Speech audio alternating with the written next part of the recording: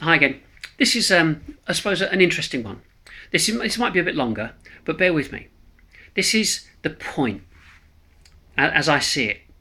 So, we're supposed to be here on this planet. That's what God intended for us, and He expects us to be victorious on this planet. So, if we just look at the Bible in a snapshot to understand what it is that's going on here, so we accept, as Christians, that God made the world and everything in it. On came Adam and Eve. Adam and Eve screwed up. Satan came along, and Adam and Eve handed over the lease, the keys, the authority to Satan. So Satan became the ruler of the world, not Adam.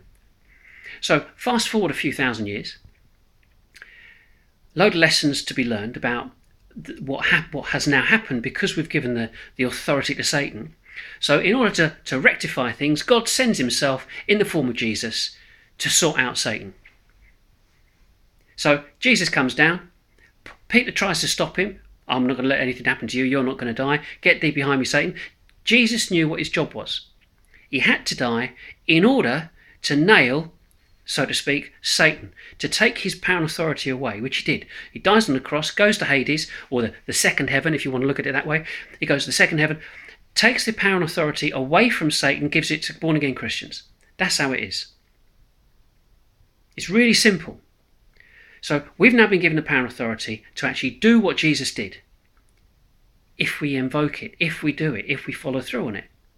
If you fast forward 600 years, Satan appears to Muhammad as an angel of light. Because Satan's not going to take you sitting down. Yeah? So he appears to Muhammad as an angel of light and says, basically, go and kill all the Jews and Christians. You go, oh, okay, I'll have a go. So he starts off thinking, well, I'm not so sure. He thinks he's going mad. And then a few years later, he says, right, follow me. And the Jews in Medina go, you've got to be joking. You're having a laugh.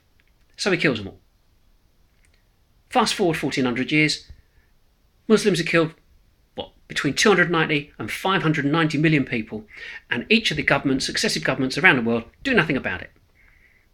Why? Because it's all driven by the same person. They got the same boss, Satan.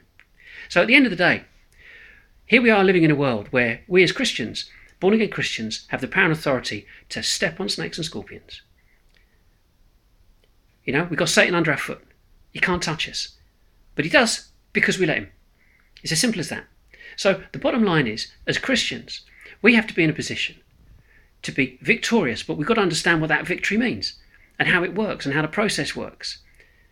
But going to church, most of the churches don't talk about it. They don't want to talk about Satan. They don't want to talk about the enemy. They want to try and make out, oh, we're just going to ignore him. Like you can when our brothers and sisters around the world are being executed. They're saying it's ISIS. They're not saying it's Satan. Satan's driving it. So the bottom line is, it shows the stupidity of Satan and of Muslims. Because killing Christians is a stupid act because we're already dead. We've already died to sin. We've already died. We've risen again in Christ. So we're dead. So it's the most stupid thing ever. But of course, when you've got warmongering Muslims that think that they can just bully their way into civilized society and take what they want because, well, Muhammad said we could. Then we just got to stand up to this. And that's my snapshot of here we've got Christianity from start to finish and where we're up to now. So in that simplistic viewpoint, any comments, let us know. And wait for the next one. Bye for now.